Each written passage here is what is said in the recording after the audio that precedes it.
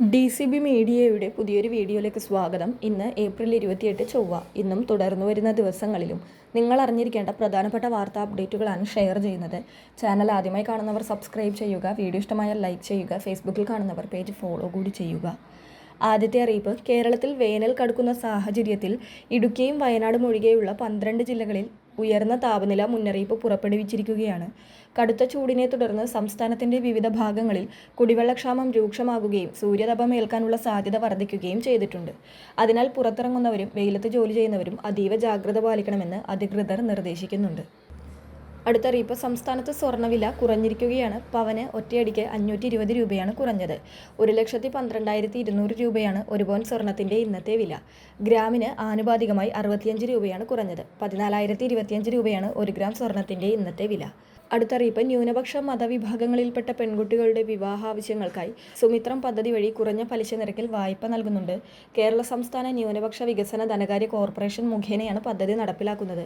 മുസ്ലിം, Christian, ജൈന, സിഖ്, പാഴ്സി, ബുദ്ധ മതവിഭാഗങ്ങളിൽ പെടുന്നവർക്ക് ഈ ആനുകൂല്യത്തിന് അർഹതയുണ്ടാവും. കുടുംബത്തിലെ പെൺകുട്ടികളുടെ വിവാഹത്തിന് സാമ്പത്തിക ബുദ്ധിമുട്ട് അനുഭവിക്കുന്നവർക്ക് ഈ പദ്ധതി വലിയ ആശ്വാസമാകുമെന്നാണ് പ്രതീക്ഷ. പദ്ധതി പ്രകാരം പരമാവധി 5 ലക്ഷം രൂപ വരെയാണ് വായ്പയായി ലഭിക്കുക. 6% പലിശ നിരക്കിലാണ് തുക അനുവദിക്കുന്നത്. വസ്തുജാമ്യത്തിൻ്റെയോ അല്ലെങ്കിൽ സർക്കാർ പൊതുമേഖലാ സ്ഥാപനങ്ങളിലെ ഉദ്യോഗസ്ഥ ജാമ്യത്തിൻ്റെയോ അടിസ്ഥാനത്തിലാണ് വായ്പ അനുവദിക്കുന്നത്. വായ്പക്കുള്ള അപേക്ഷാ ഫോം കോർപ്പറേഷന്റെ ഔദ്യോഗിക വെബ്സൈറ്റായ www.ksmdfc.org എന്ന വിലാസത്തിൽ ലഭ്യമാണ്. അടുത്തറിയിപ്പ്: സംസ്ഥാനത്ത് ഏപ്രിൽ മെയ് മാസങ്ങളിലെ റേഷൻ വിതരണം ഒരുമിച്ച് പ്രഖ്യാപിച്ചിരുന്നു. അതിന്റെ അടിസ്ഥാനത്തിൽ ഏപ്രിൽ 4 മുതൽ ഏപ്രിൽ മെയ് മാസങ്ങളിലെ റേഷൻ വിതരണം സംസ്ഥാനത്ത് ആരംഭിച്ചിരുന്നു. ഏപ്രിൽ മാസത്തെ റേഷൻ ഏപ്രിൽ 4 മുതൽ ഏപ്രിൽ 30 വരെയും മെയ് മാസത്തെ റേഷൻ ഏപ്രിൽ 4 മുതൽ മെയ് 30 വരെയും വാങ്ങാവുന്നതാണ്. എന്നാൽ പല റേഷൻ കടകളിലും 2 മാസത്തെ റേഷൻ വിഹിതങ്ങൾ ഒരുമിച്ച് എത്തിയിരുന്നില്ല. അതിനാൽ തന്നെ നിരവധി പേർ റേഷൻ കടകളിലെത്തി മടങ്ങിപ്പോകുന്ന സാഹചര്യവും ഉണ്ടായിരുന്നു. ഏപ്രിൽ മെയ് മാസങ്ങളിലെ റേഷൻ സാധനങ്ങളുടെ കടകളിലേക്കുള്ള വിതരണം പൂർത്തിയാകാത്തതിനാൽ ഈ മാസത്തെ റേഷൻ സാധനങ്ങൾ കാർഡുടമകൾക്ക് നഷ്ടമാകാതിരിക്കാൻ നടപടി സ്വീകരിക്കണമെന്ന് all Kerala retail ration dealers association ജില്ലാ ഘടകം ആവശ്യപ്പെട്ടിട്ടുണ്ട്.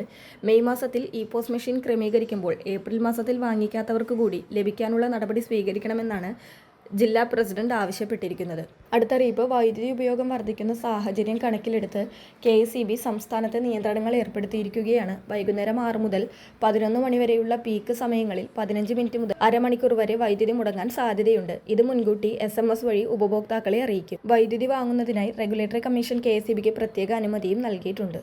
അടുത്തറിയിപ്പ്: കേരളത്തിൽ ഗതാഗത നിയമലംഘനത്തിന് ചുമത്തിയ ചെല്ലാനുകളുടെ ഫൈൻ 50% കുറയ്ക്കുന്ന ആംനസ്റ്റി സ്കീമിന്റെ സമയപരിധി ഏപ്രിൽ 30 അവസാനിക്കുകയാണ്.